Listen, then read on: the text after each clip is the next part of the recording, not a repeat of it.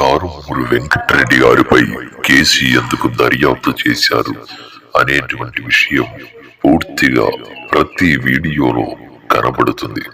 కారుమూరి వెంకటరెడ్డి గారిపై ఎలాంటి తప్పు చేయకపోయినా ఆయనను టార్గెట్ చేసేందుకు తాడిపత్రి పోలీసులు హైదరాబాద్ వరకు వచ్చి కేసు దర్యాప్తు చేసి విషయం అందరికీ తెలిసింది. ఒక రాజకీయ అభిప్రాయం చెప్పినందుకు ఒక నాయకుడిపై చేసిన విమర్శను పట్టుకొని ఇలా రాష్ట్రాల మధ్య హడావిడిగా ప్రయాణిస్తూ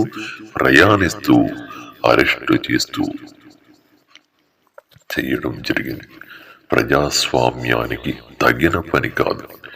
ఇది అన్యాయం కోసం కాదు, పూర్తిగా రాజకీయ ఆదేశాల ప్రకారం చేసిన దాడికి అపోజిషన్ పార్టీ కాస్త వణుకు వచ్చిందంటే చాలు, వెంటనే తమ శక్తినంతా ఉపయోగించి పోలీసులను పంపించడం, కేసులు పెట్టించడం, వీడియోను మాయం చేయడం, ఇవన్నీ చేయడం వారికి ఈ రోజు కొత్త కాదు.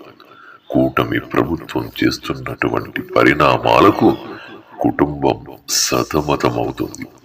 కాస్త ఆలోచించవలసినటువంటి విషయం. కారుమూరి వెంకటరెడ్డి గారు ప్రజల కొరకు మాట్లాడారు, తమ పార్టీ కోసం మాట్లాడారు. ఎలాంటి నేరపూరిత ఉద్దేశాలు లేవు. అందుకే ఈ ఛానల్లో మనం చెప్పేది ఒకటి, నిజం ఎవరు ఎంత ప్రయత్నించినా ప్రజల ముందొచ్చి నిజాలు ఆపలేరు. అపోజిషన్ పార్టీ డ్రామా చేసిన, బెదిరింపులు చేసిన మనం వెనక్కి తగ్గము. కారుమూరి వెంకటరెడ్డి గారి స్వం ప్రజలకు చేరడం ఆపలేరు. నిజం మాట్లాడిన వ్యక్తిని టార్గెట్ చేయడం అంటే భయపడుతున్నారని అర్థం.